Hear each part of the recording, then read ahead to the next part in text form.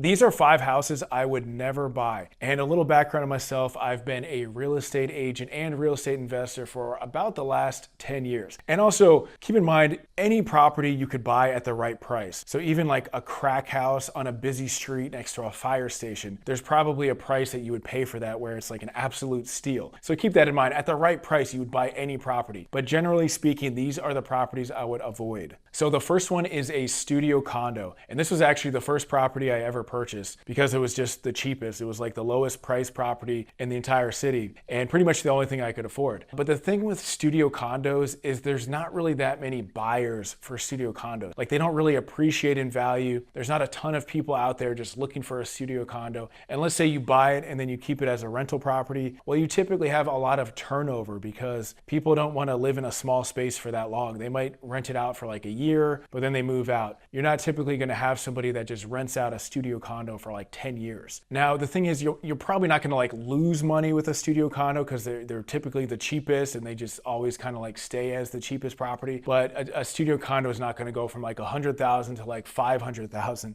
the way like a 2-bedroom or a 3-bedroom or like a single family house or a townhouse, might appreciate in value. Also keep in mind, location is important. So if you get a property in a great location, like I'd probably buy a studio condo in the best location over like a 1-bedroom condo in like a terrible location or super far away from everything. So I think it is okay to buy a studio condo if you're not planning on trying to make $1 million off of it and you just need a place on the weekend, maybe in a great location that you can relax, and maybe, every now and then you might rent it out, that kind of thing. But overall, I found they're just tougher to resale, tougher to rent out, and they don't really appreciate that much in value. The next type of property I would not buy are properties on a busy road. And I'll explain what busy road means. So in some parts of like Washington, D.C., for example, I'm in the D.C. area. Some parts of Washington, D.C. are just nonstop. You hear sirens, you hear traffic, you hear horns blaring at all times of the day. And it might be an older building or a type of house where you just hear it nonstop. Sometimes the newer buildings, you can be on a busy road, but you don't really hear it because the sound insulation is pretty good, or maybe you're pretty high up, so you don't really get that noise,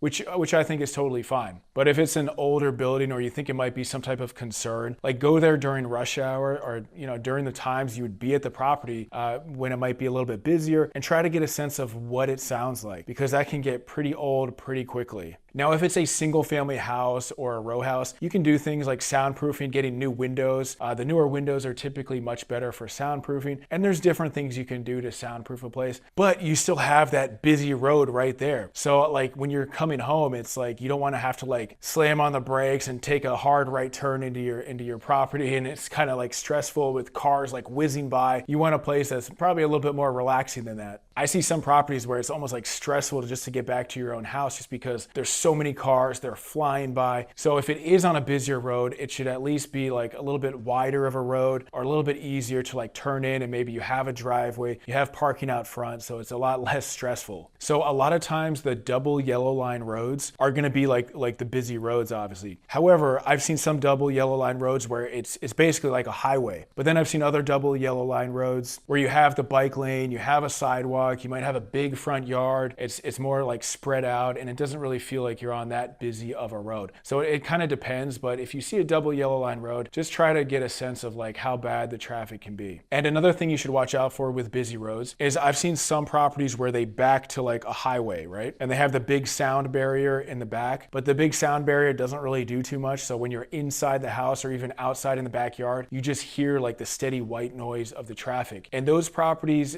typically sell for a lot less than a property just like one block over. And they typically take a lot longer to sell. So if you are looking at one of those properties, just make sure what it sounds like inside the house, outside the house, and take into account, the values are going to be different. Even a house right across the street could be drastically different than the house that backs to the highway. So real quick, 10 seconds, if you're looking to buy or sell in the Washington, D.C., Northern Virginia area, reach out to me below. My team and I, we'd love to assist you. The next type of property I would not buy are properties that are right next to like cell phone towers, sewage treatment plants, or even power plants. And I know specifically in my neighborhood of several like neighborhoods where you have those things, and you just have to be careful when you're buying next to those. I remember looking at several different properties where, looking out the window, you're looking directly at a cell phone tower. Now, if the cell phone tower is kind of hidden hidden or it's not like right in your face, I think that's okay. But you also have to keep in mind, maybe there's like radiation coming from that and who knows how to even measure that. But it's just something to keep in mind, especially for resale value, because some people might be very sensitive to that. Some people might not really care that much. But if there's like a huge cell phone tower that is like just obvious that everybody can see right in your face, that's going to be a tougher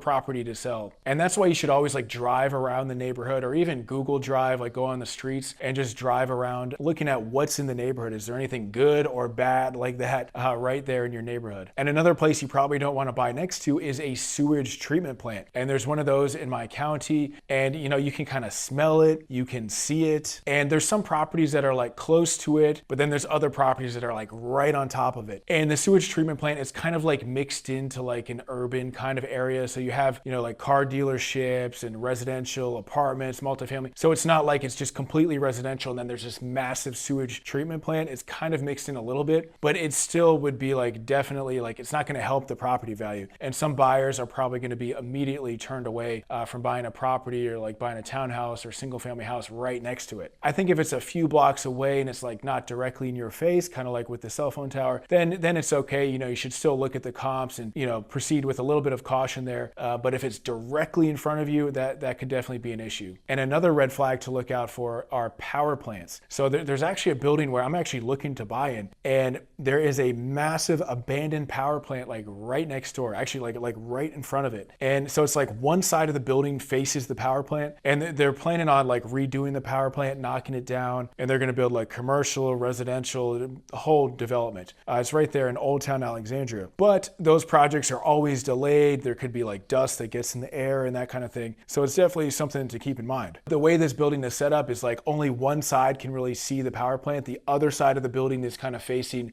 the water, the Potomac River. It's like this scenic, incredible view. So I think if you buy on the other side, you're probably good. And the developer also has to keep the dust and everything like that to a minimum. But it's definitely like a question mark. You definitely have to be like conservative, buying around something like that. The next type of property I would not buy is if you're in a residential area and then you're buying in front of like a big multifamily building or something that just doesn't really blend in with the neighborhood. So I've had plenty of buyers where there like might be a residential area and then there's like some huge building that's like not the most desirable building that's like right there. And that can turn some people away. Most people want to just buy, if they're looking for a single family house, they probably want to buy in an area of single family houses. Now, sometimes there's like some small multifamily, like Delray, Alexandria, for example. You have kind of like some small multifamily mixing with like $1 million houses, and then it's kind of more urban and kind of mixed in together. But you kind of want to avoid those places where it's just completely out of place and it just looks a little odd and it just doesn't really like fit in with the area. The next type of property I would avoid buying is when you see there's a lot of DIY, do-it-yourself